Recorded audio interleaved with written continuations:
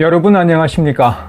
제가 음식을 먹으면서 숟가락, 젓가락이 아니고 포크와 나이프를 써서 뭔가를 썰어 먹은 거, 그런 그 첫 경험은 제가 초등학교를 졸업하는 날이었습니다. 그때 저보다 7살 위에 큰형님이 저를 데리고 당시 마산 불종거리에 있던 대진루라는 그 일종의 음식 백화점이었죠. 밑에는 고급 중국 그 요리집이 있고 그 위에는 경양식집이라는 게 있었습니다. 그래서 그때 가서 처음으로 돈가스라는 걸 먹어봤죠.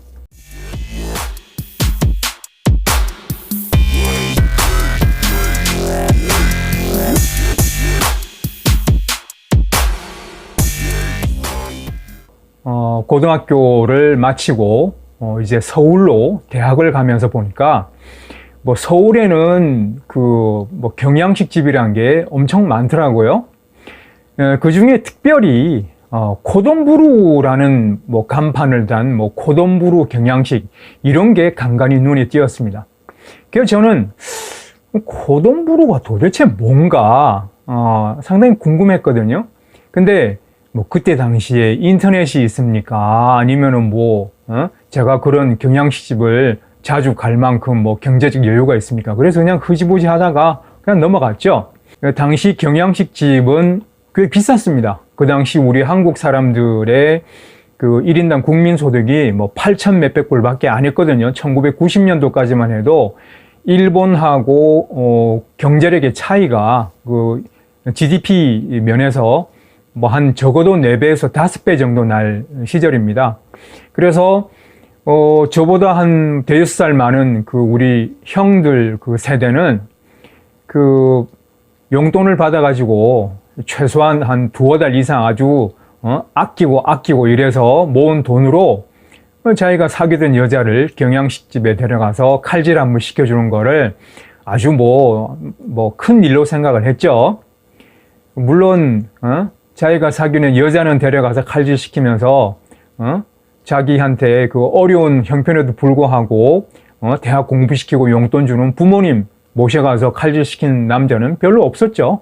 그러니까 아들 자식은 키워봤자 아무짝에 소용없다는 말이 나오는 겁니다. 그럼 뭐 저는 근데 대학 다닐 때 저의 그 외모, 신체 조건상 도저히 여자를 사귈 형편이 안 돼가지고 부모님은 칼질을 안 시켜드리면서 엉뚱한 여자애 끌고 가서 칼질 시키는 그런 불효를 안 저질렀죠. 결과적으로 뭐 그냥 웃자고 하는 소리입니다. 어쨌든 이 코돈부루, 도저히 알 수 없던 이 말의 정체를 찾아보니까 우습더군요. 자, 코돈부루는 cordon bleu, cordon bleu라는 불어의 일본식 발음입니다. 크게 세 가지 의미를 지니는데요. Ordre du Saint-Esprit, 성령 기사단의 멤버들을 지칭하는 말. 자, 그 다음은 cuisinière ou cuisinier émérité, 아주 최고급 남녀 요리사한테 주는 호칭이고, 세 번째는 l'école culinaire, 그 요리 학교의 이름이랍니다. 원래 성령 기사단 소속 귀족들을 일컫던 코르동 블루. 왜 그랬냐 그러면 그 사람들의 성령 기사단의 회원이라는 표시가 뭐냐면은 물결 무늬가 들어간 하늘색 그 리본에다가 그 십자가를 다는 것이었는데, 그러니까 이제 코르동 블루 하면은 푸른 리본 하면 바로 성령 기사단의 단원이라는 소리였죠. Les porteurs du ruban bleu de l'ordre du Saint-Esprit de se réunir régulièrement autour d'un succulent déjeuner. La renommée de ce repas fut telle qu'on emploie l'expression faire des festins de cordon bleu. 푸른 리본에 노란 십자가를 단 그 성령 기사단 단원들이 주중에 정기적으로 한번 모여서 점심 식사를 하는데, 그 식사 때 나오는 음식이 얼마나 맛있고 대단했는지 나중에 꼬르동 블루식의 향연을 했다, 음식을 먹었다 그러면 엄청난 식사를 했다라는 그런 표현으로 굳어졌답니다. 한국으로 치자면은 안성맞춤 격이죠.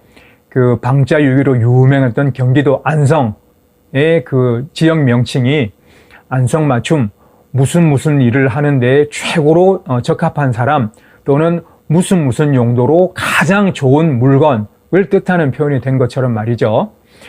이런 표현이 처음 나온 게 한 1810 몇 년도, 그러니까 한 200년 이상 된 표현이죠.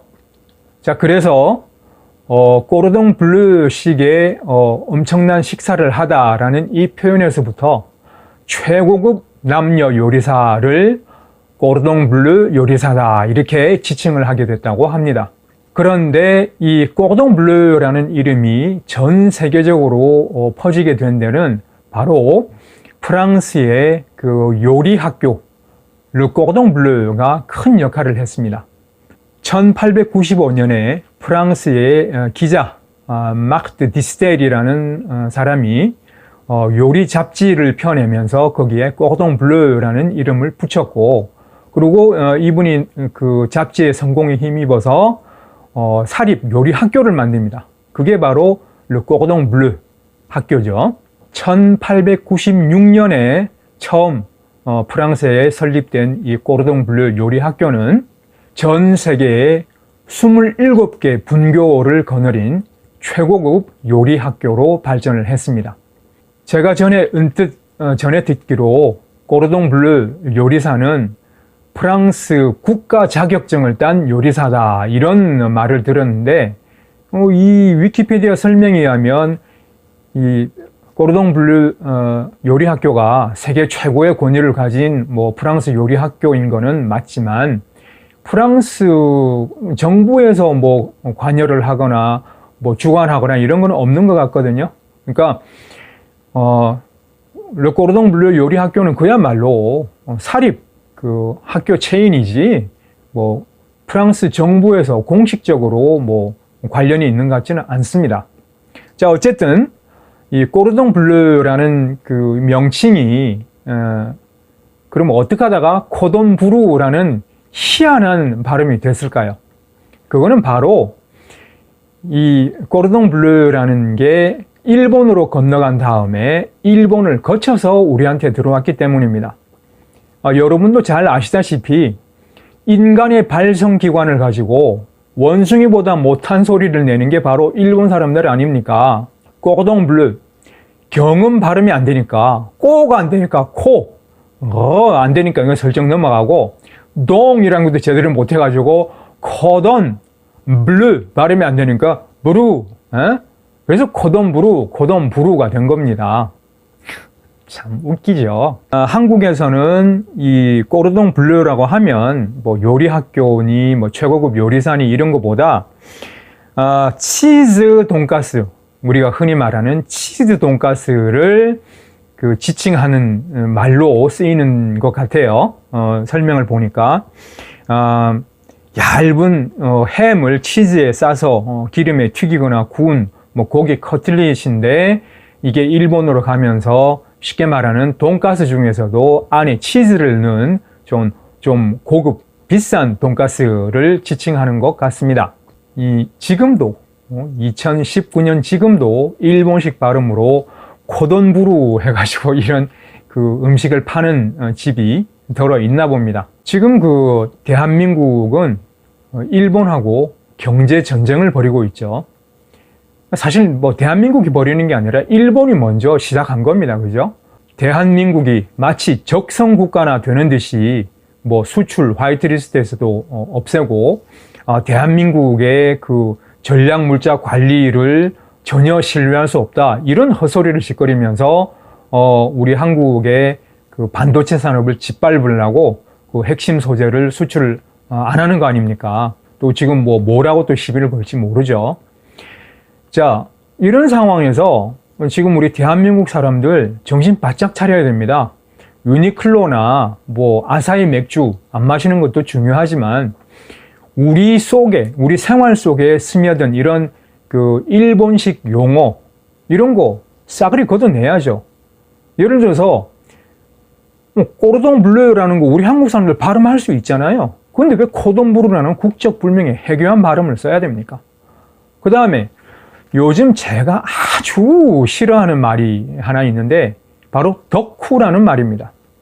이게 보니까 일본의 오타쿠라는 말에서 왔는데 뭐 또 일본의 오타쿠라는 말이 좀 부정적인 의미가 있으니까 그거를 뭐 일본 한자의 그 발음을 한국식으로 해서 덕후라고 했다고 하는데 이제는 이 덕후라는 게 그야말로 너무나 광범위하게 쓰이면서 줄임말까지 나왔어요. 그냥 덕이라고. 뭐 자전거를 좋아하면 자덕, 무슨 술을 좋아하면 술덕, 뭐 밀리터리, 군사 뭐 취미가 있는 사람은 밀덕 이러면서 또 우리 자덕들이 대마도로 자전거 덕지를 다녀왔다고 뭐 이런 것도 올라오고 참 아니 하고 많은 그 용어 중에 왜 하필이면 일본 말을 갖다 씁니까?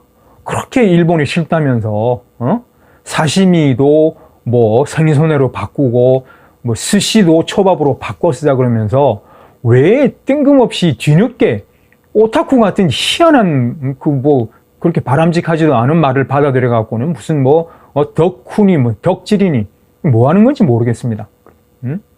왜냐하면 언어라는 건요 우리의 정서에 상당한 영향을 끼칩니다. 우리 한국 사람들 보세요. 말끝마다 영어 섞었으니까 미국이 없으면 대한민국 죽는 줄 알잖아요. 무슨 말끝마다 영어 몇 마디 섞어서 써야 무슨 뭐 유식한 사람인 척 이렇게 알지 않습니까? 얼마나 한심한 짓입니까? 근데 제가 꼬르동 블루, 코동부루를 왜 얘기하냐 그러면 뭐 불어 발음을 정확히 하자 뭐 이런 게 아니라 소위 배웠다는 사람들이 이런 거를 한국에 전파를 할 때는 정확하게 전파해야 되는 거 아닙니까? 예를 들어서 프랑스 문화, 프랑스 요리, 뭐 요리도 문화에 포함되니까 이런 거를 한국에 소개하려면 정확하게 소개를 해야 될 거 아닙니까? 제가 그 신문 기사를 또 보니까 그 각종 그 돼지고기 육가공품 그냥 햄이 아니라 그걸 갖다가 신문 기자라는 사람이 소개하면서 샤퀴테리라고 이렇게 하는 거예요. 유럽 본고장 방식대로 육가공품 만들어 파는 샤퀴테리 전문점. 이게 원래 불어 발음을 하면 샤르퀴트리예요. 샤르퀴트리. 그러면 이거 그냥 샤르퀴트리 하면 되지. 샤르퀴트리. 이게 왜 샤퀴테리입니까? 제가 볼 때는 이건 역시 일본식 발음을 그대로 갖다 쓴 겁니다. 그 대한민국 기자들이 이렇게 무식해요. 자기가 불어를 모르면 아니 뭐 불어하는 대학 교수, 불문과 교수들한테 전화해서 이거 정확한 발음이 어떻게 되고 한글로 어떻게 옮기면 되겠습니까? 이런 거 물어보고 해야 되잖아요.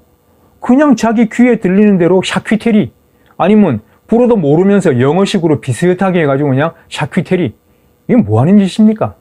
대한민국 기자들요, 우리 친형 중에 한 분도 그 신문사 편집장으로 일하고 있는데 이 형이 25년 전에 그 신문사 들어갈 때는 신문 기자로 입사할 때는 한 몇 달을 그 신문 그 기자 시험 준비를 했거든요. 소위 말하는 언론 고시라고 할 정도로 경쟁률도 엄청나게 높았고 그 시험 보는 그 내용도 상당히 수준이 높았던 걸로 기억을 합니다. 근데 요즘은 뭐 속된 말로 개나 소나 기자를 하는지 아니면 하도 뭐 너도 나도 뭐 신문사 만들어 가지고 아무렇게나 뭐 기자를 뽑아서 그런지 몰라도 얼마 전에 미국에서 또 정신 나간 놈이 막 총질해가지고 수많은 사람이 죽고 다쳤죠. 특히 월마트에서 그 멕시코인들을 골라서 막 총질해 죽인 놈이 있지 않습니까? 그 사건 보도를 보니까 이 설명이 그가 사용한 총기는 개머리판이 있는 엽총 라이플 스타일로 아래에 긴 탄창이 달려 있어. 여기 이거 한번 보십시오. 이거 소위 말하는 한국의 밀리터리 덕후들이 보면 이거 AK-47이잖아요.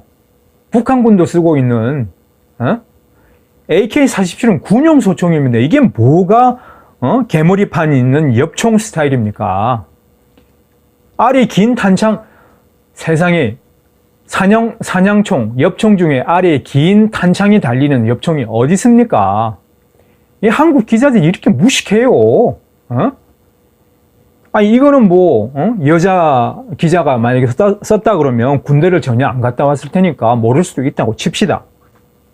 북한에 억류됐던 김동철 목사 관련 보도를 보니까 또 기가 막힌 내용이 있는데, 그가 제공받은 식사는 현미와 발효된 콩수프, 무 피클 3조각이 전부였고, 세상에 발효된 콩수프가 뭡니까? 된장국이지. 그 다음에 무 피클. 북한이 무슨 놈의 무 피클이 있어요? 이거 깍두기?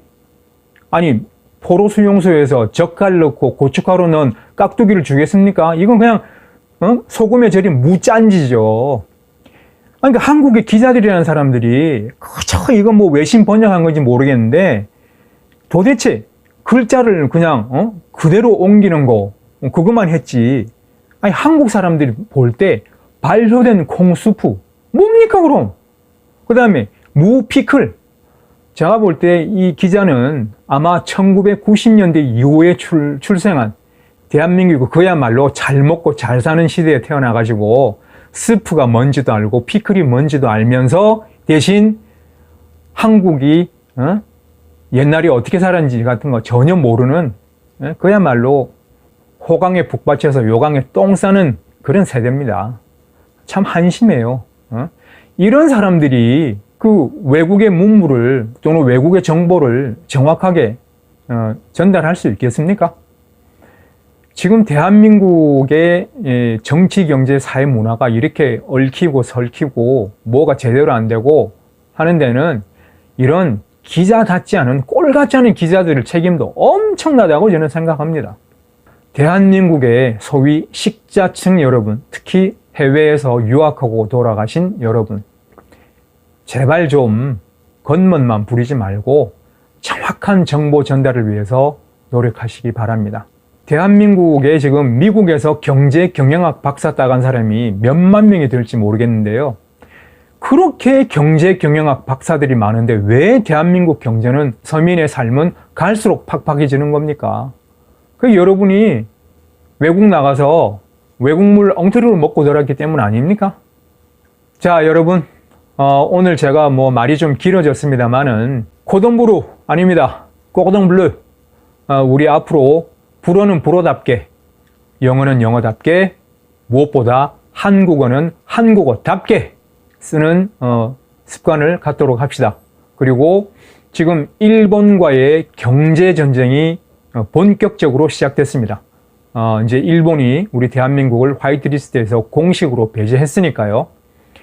일본과의 싸움은 죽기 아니면 까무리치기입니다.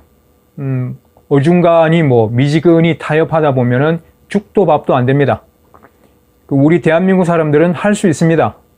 물론 저는 지금 국적이 캐나다고 저 스스로를 대한민국 사람이라고 말할 수는 없지만, 그렇다고 해서 저의 출신국가, 저의 모국 대한민국과 저의 관계가 변하는 건 아닙니다. 대한민국의 승리를 진심으로 기원합니다.